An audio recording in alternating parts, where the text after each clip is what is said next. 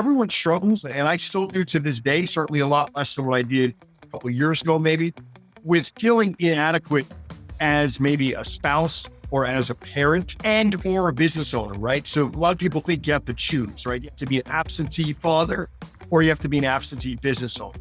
And that was a struggle that I had where I felt like I was going all in at one at the expense of the other at times. Welcome back to another episode of the Law Firm Success Podcast. So today we're going to be talking about really something that a lot of lawyers struggle with, and this concept of work-life balance and how do you really do it. And today we have a guest on that I know him personally, very great guy. And I love the fact that he's figured out how to grow his firm, be present for his firm, but also be present in his life and not have guilt in either direction.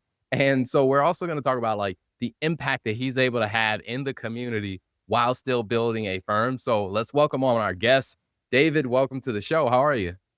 Doing well. Great to be back. Great to see you. Thanks so much for having me. Absolutely. Now, I know you, but for the people who don't know much about your firm, can you tell us a little bit about your firm? Sure. I own and manage a criminal defense law firm in San Diego, David P. Shapiro Criminal Defense Attorneys. We started 15 years ago in April of 2010. So we just celebrated our 15th year. Multiple attorneys, multiple assistants located downtown San Diego. Nice. Congratulations on 15 years, man. That's quite the accomplishment.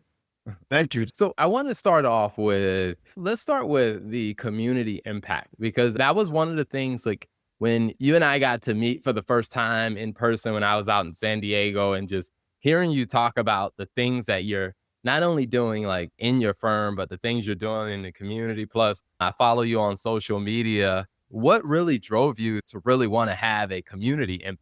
Well, a couple of things, right? One is there is a void. And for the longest time, I didn't understand why there weren't more people doing what we do now. And I'm big on people like, oh, you're doing all this great work. Because this should be the standard, right? Because there are certain areas of law and there are certain professions where it is a job. And there are others that the true mark of loving what you do and doing what you love is when you're not sure what you're doing. Are you working? Are you having fun? In the community work we do, I enjoy working. It is nothing to do a 10-hour day, a 12-hour day, being able to create that everlasting impact in the community, working with kids, working with people who want to change their life from justice involved, doing things that really have nothing to do with criminal defense at all, just because it positively impacts the community. There is a big void, especially in the criminal defense field out here in San Diego. And it's something I just genuinely love to do, arguably more than even going to court. Nice.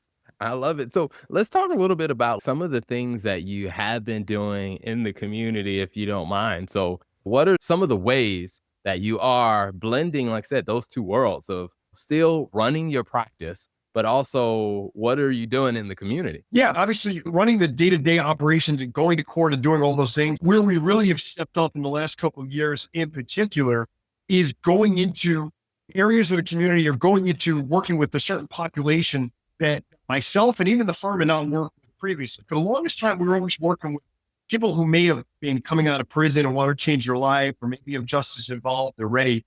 And we shifted a couple of years ago. Obviously, we're doing a lot of work there as well. But we shifted working with kids, working with community, just get out, know your rights, right? I have this big thing, protect your freedom, protect your future, know your rights. The more you know, right? It's like a corny spinoff of all the stuff we grew up at as kids about knowing your rights and say no to drugs and all those things.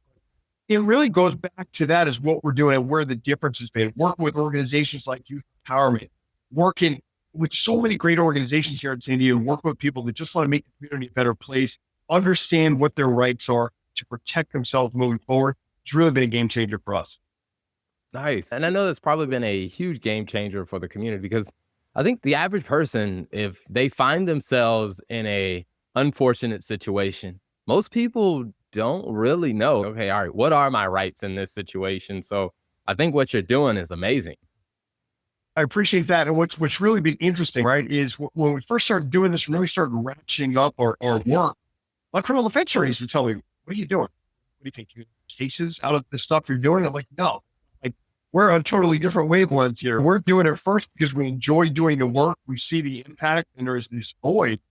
But what we've seen as a byproduct of it, don't get me wrong, we do an amazing job for our clients in court, in our office, making our trademark slogan is we help good people regain control of the future when charged with a crime. That's awesome. I love it. But the coolest part of the job is creating that everlasting impact to the San Diego community beyond the work we do with our individual clients. And that should really is the coolest part of the job. Nice. I love it.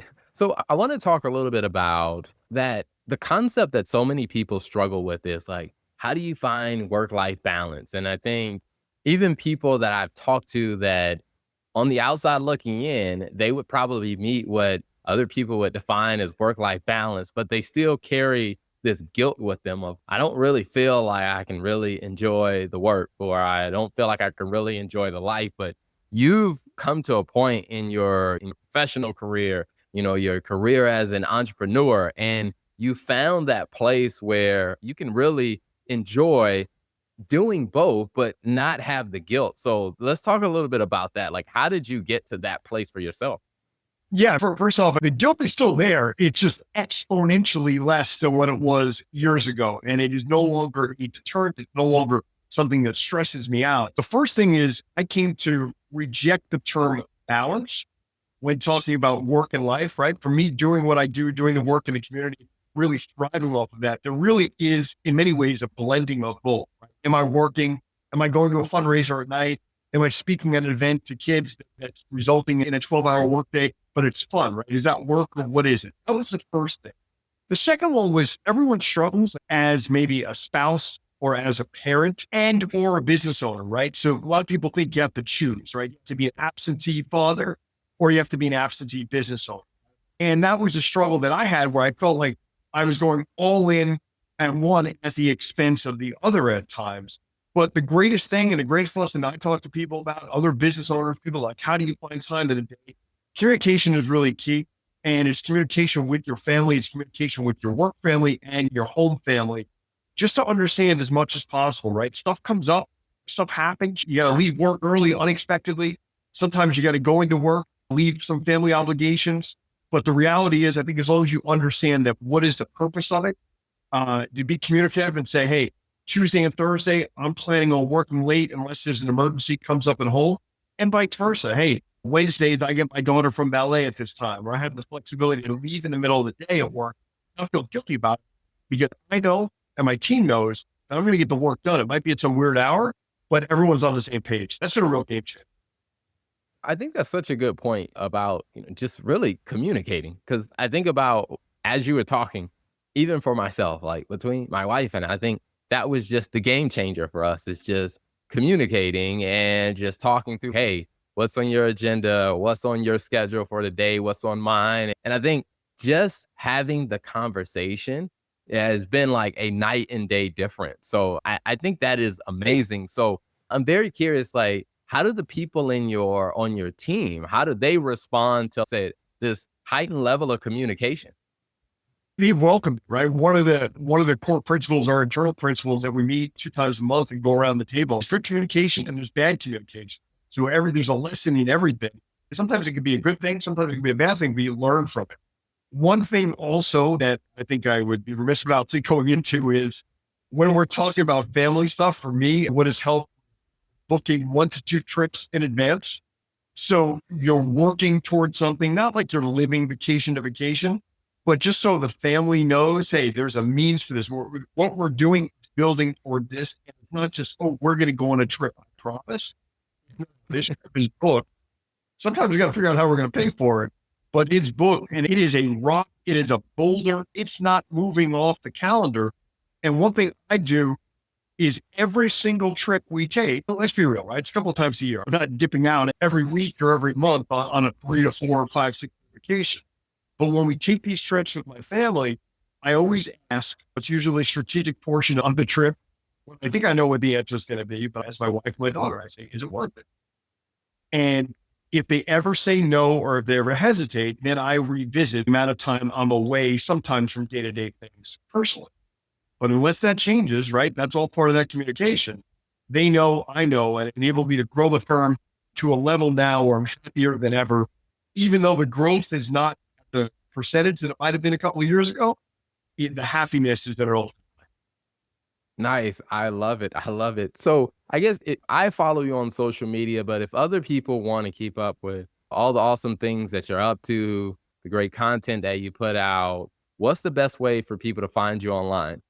Sure. LinkedIn, you can just go David P. Shapiro, and you should be able to find me that way. There's also links on the firm's website, which is davidpshapirolaw.com. And then David P. Shapiro Law is my personal Instagram handle. From there, you can find the firm. You can see all the stuff the other people at the firm out there as well. A lot of informational videos, a lot of cool stuff we're doing in the community. And we always welcome if there's something you all are doing out there, whether in San Diego, locally, nationally, that you need help with or want to bounce some ideas off of. We're all about that. Nice. I love it. David, thank you so much for being a great guest, and thank you for coming on again. Oh, my pleasure. It's great to see you again. Thank you for tuning in to another episode of the Law Firm and Finance Show, where we give you great content that helps you build a more successful law firm. So make sure you hit that subscribe button on all platforms and follow us for more content.